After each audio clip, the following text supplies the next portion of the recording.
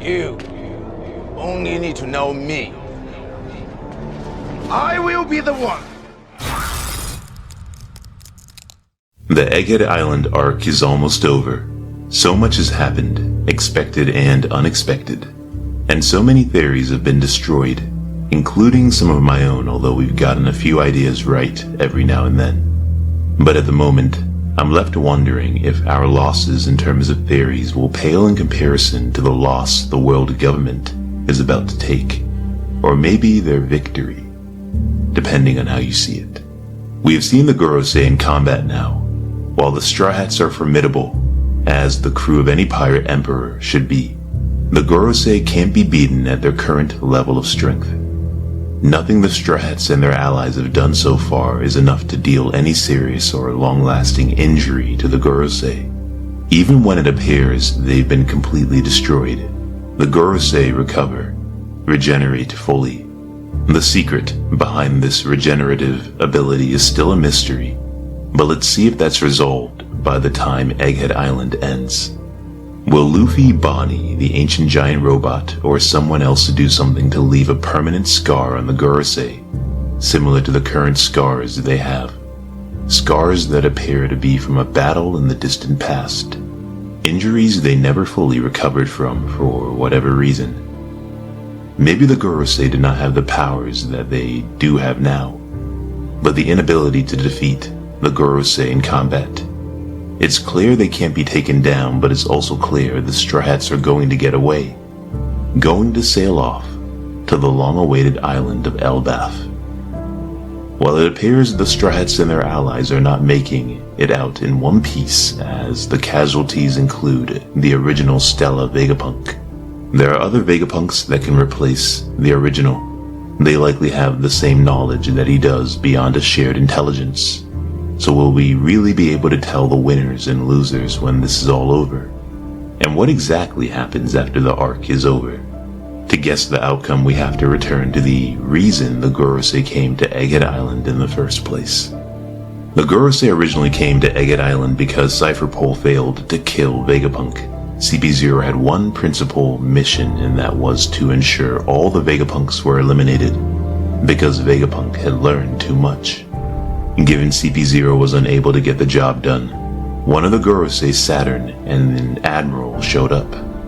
Saturn deploying Kizaru to finish the job, but despite landing a deadly blow on the original Stella Vegapunk, Kizaru also failed to complete the world government's directive, so that forced Saturn to get directly involved. And while Saturn managed to land a fatal injury on the original Vegapunk as well, this was not enough to stop Vegapunk from launching a pre-planned message to the world. Vegapunk has consistently been many steps ahead of the world government, predicting his own death this very moment, taking precautions for the eventuality of his demise so that his knowledge could be shared with the broader world. Information the scholars of Ohara had uncovered but never got the chance to share with us. Not only could the past be prologue, but the ending of Ohara might give us a clue as to how Egghead Island ends. Most have pointed out the parallels of the world government killing Professor Clover to the death of Vegapunk. I would add another parallel: the death of the scholars of Ohara to the other Vegapunk clones. The lone survivor of Ohara being Nico Robin, and it's possible the lone survivor of this Egghead Island arc will be a single clone of Vegapunk. My money's on Lilith, because we met her first, and she seems to be a audience favorite compared to some of the others. And meeting Lilith first somewhat implied originally that she was the real Vegapunk, until we learned that Vegapunk had other clones. But we can also look back at the One Piece theories that have yet to be addressed. Is it still too late for Kizaru to do anything to help the Straw Hats and Bonnie to escape? It seems pretty clear now that despite Kizaru being emotionally conflicted over the events of Egghead Island, and despite Kizaru having a multitude of opportunities to change direction and turn against the Gorosei, Kizaru has refused to do so, backing Saturn and the others. And as I mentioned, dealing a deadly blow to Vegapunk as well. I'm only bringing this up again because last we saw Kizaru was after he landed on the Marine ship, and he appears to be lost in thought, still conflicted, torn over what he's done so far on Egghead, hand covering his face from the emotional exhaustion and shame. What is justice, after all? Those that like the admirals might argue Kizaru was handicapped by this internal struggle.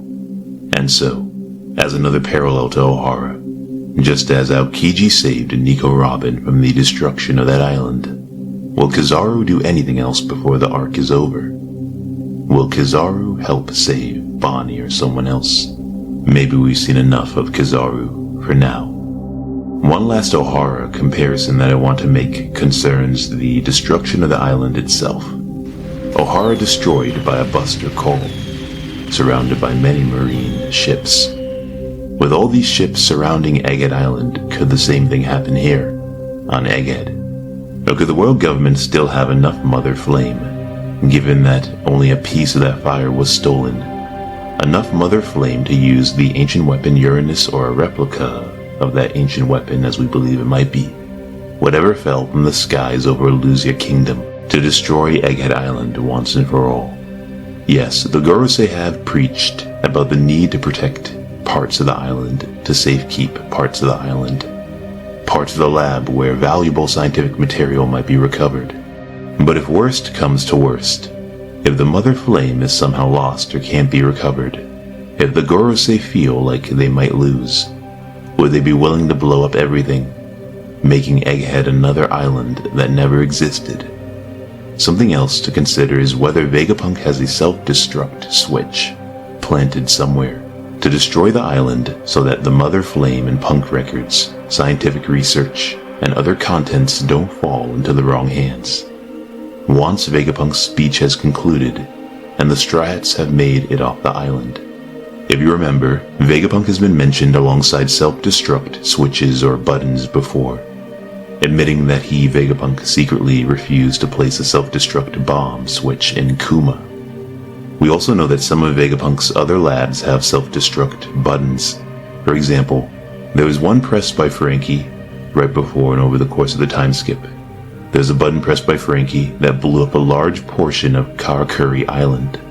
News of the massive explosion was labeled an incident, and the world called the event the Nightmare of Baltimore. So imagine the nightmare of Egghead Island. Again, what if Vegapunk's Egghead Island lab contains a self-destruct switch that might cause another incident, what the narrator might have partially been alluding to? In terms of wins and losses, let's start with what the Gorosei might win by the end of this conflict. It's likely they'll capture someone or something important. That's been the other stated goal, to seize Egghead Island, to capture the Mother Flame, to continue powering their ancient weapon Uranus or a duplicate or copycat of the ancient weapon, as we mentioned, to secure or capture the Vegapunk satellite York, so she can continue creating inventions for them, including the supply of more Mother Flames since the Vegapunks share a knowledge base. More Mother Flames, especially if this Mother Flame is lost. More clones, Seraphim clones, help with the gigantification experiments that Law told us about, but have yet to be expanded on in terms of further explanation as to why making giants is so important to the world government. The York Vegapunk helping with other weapons programs or other development projects in preparation for the final war. Imagine each side having their own Vegapunk. Imagine the Lilith Vegapunk fighting against York. But let's see if either of them survive. Nico Robin is another person the Gorosei should be after. Saturn recently came close to getting Robin before the other Strahats intervened. During Wano, CP0 was deployed with instructions to capture Robin, and so it continues, and will likely continue after Egghead Island if they fail to capture her again.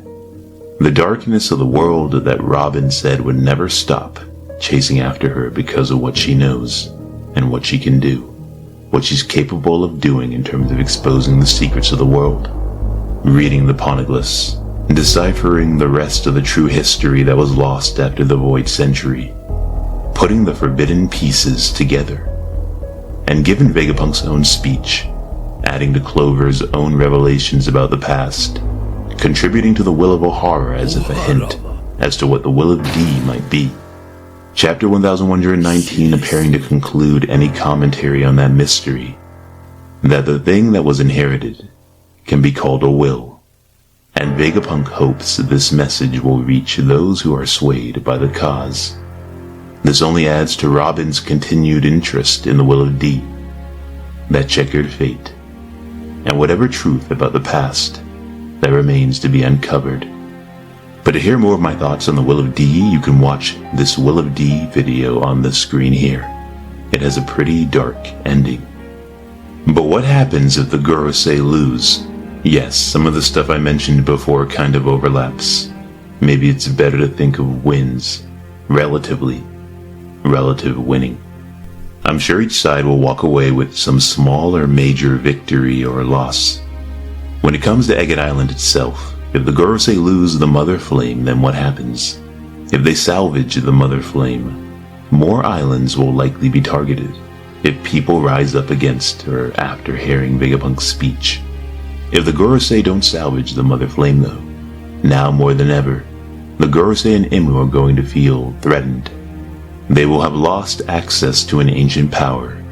They will need to find alternatives, likely pursuing other ancient weapons. Poseidon at Fishman Island and Pluton at Wano. And so a battle for the ancient weapons is about to begin, possibly, if this scenario of losing the Mother Flame happens. Going back to Vegapunk's speech, now that the world has learned tidbits of information, a flicker of truth about what's really going on, that light must be erased. It must be cleansed. And so the great cleansing continues. It's noticeable that some people seem to be doubting Vegapunk's words. They don't believe him. Laughing the same way people laughed about Luffy and the Straw Hats going to the Sky Island during Jaya, among other things, other legends. So maybe nothing changes. These are but foolish ideas akin to foolish dreams. Maybe the Gorosei will be more targeted though in terms of who they go after. Those that might act on Vegapunk's words. The small few that do believe. Rebellion, sedition, those likely to rise up are still small in number, and that's who the Holy Knights, Cypher Pole, and others will be sent after. Pirates, rebellious marines like Sword that might stage a coup, and the Revolutionary Army. We might even see some movement from those bearing the will of D. Now that Vegapunk has shared his message and call to action that those bearing the will of D would answer the cause, whatever it is. If the Gorosei suffer some sort of defeat, even if minor, would that spur others to action? We already got word from Monkey D. Dragon that the Holy Knights were likely to make their move after the Reverie Chaos, and now that their king is in danger, their god Imu, and the world he has created are in even more peril, threatened by physical attacks and the revelation of ancient knowledge. Because of this, you can expect knights to do what any knight would in this situation. Defend their king. Protect the throne of God. That's if the Holy Knights know about Imu's existence, which I would think would be the case given the mysterious figure seen in the Phantom Chamber Flower Garden room with Imu. The same scene leads us to the main focus of the world government's next move after the Egghead Island arc ends. The pictures are wanted posters on the ground that showcase the faces of Shirahoshi, Blackbeard, Monkey D. Luffy, and Alabasta's Princess Vivi. Curiously, 3 of them are known to bear the will of D. So I already pointed out that whether or not the Mother Flame is retrieved from Egghead Island by the world government, the ancient weapon Poseidon or Shirahoshi appears to be a target, or at least of interest to Imu Narona. An identified threat. Now, you have to wonder why only one ancient weapon would be listed there, pictured here. Maybe because that's the only one Imu knows about. The reincarnation of this threat needed a face reveal. But what about Uranus and Pluton? Why no wanted posters for them? Unless we're overlooking something in this scene or panel. Anyways, every person with a poster is now subject to Imu's haunting gaze, the stare of those manically spiraling red eyes. like Gollum looking at his precious in The Lord of the Rings. Blackbeard or Marshall D. Teach being there makes sense when you factor in what they said about him in the Will of D pre-time skip. And now Vegapunk's message about the D clan. On top of that, what the Blackbeard pirates in Saturn spoke about. Blackbeard's special lineage or race. What Blackbeard is, or who he is descended from. And the threat he poses to the world. All of which could be a topic of discussion when the Gorosei return to the Holy Land to recount the events that have transpired. Saturn possibly sharing his encounter with the Blackbeard pirates with his fellow elders. Maybe even Imu. Which also has me wondering how Imu will respond to the Gorosei depending on the outcome of Egghead, if they return empty-handed. Among the hierarchy of celestial dragons, Imu does seem to be the most ruthless, the most heartless, arguably the least human. Empathy and mercy might not be his forte, given what happened to the Luzia Kingdom. I would imagine this is not Imu's first time committing a genocide. There is another Will of D carrier on this list, Monkey D. Luffy. I've been wondering if the Mo or Mo was not referring to the Japanese utterance of the English word to or also in the translation, but perhaps abruptly cut off before the word monkey, and so M-O, as the first two letters, followed by the rest of the letters spelling out Monkey D. Luffy. And so Vegapunk might have been about to say, among you there is Monkey D. Luffy, or Monkey D. Dragon. Maybe even Monkey D. Garp. The Monkey D family, as a whole, could be special.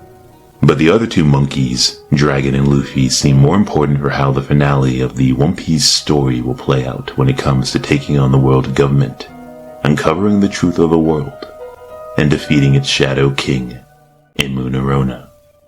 And of course we have Alabasta's Princess Nefertari D. Vivi, descended from Queen Nefertari D. Lily. Queen Lily seems to have betrayed Imu, in some ways supporting the return of Joy Boy. Princess Vivi is an ally of Luffy. Vegapunk tells us the war of the past between Joy Boy and we assume Imu never ended. It's been quietly brewing for the last several hundred years and has now broken out again. And as we see Imu stare nostalgically at the portrait of Lily in the Holy Land, and recall Imu telling the Gorosei he desires Vivi, depending on the translation, and given Vegapunk saying we owe all there is to desire, that our desires explain everything in this world. Could this explain everything the world government has been doing and will continue to do, going into the future?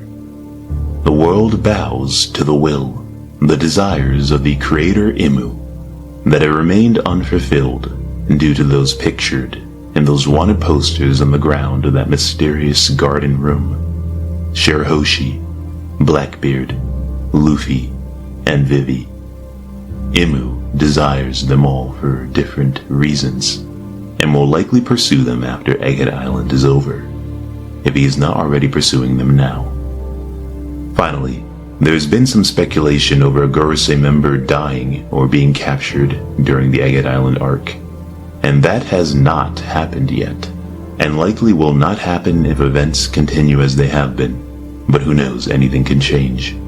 Again, the Gorosei seem nearly invincible, monsters beyond the current abilities of our protagonists. I'm betting Oda is saving the Gorosei what they can really do, their true abilities, true power, or whatever, and their eventual loss, for the end game. The big baddies of the world can't be defeated now. This is just a teaser. Until then, you can expect One Piece to only get darker, as these Gorosei demons continue to carry out their cleansing.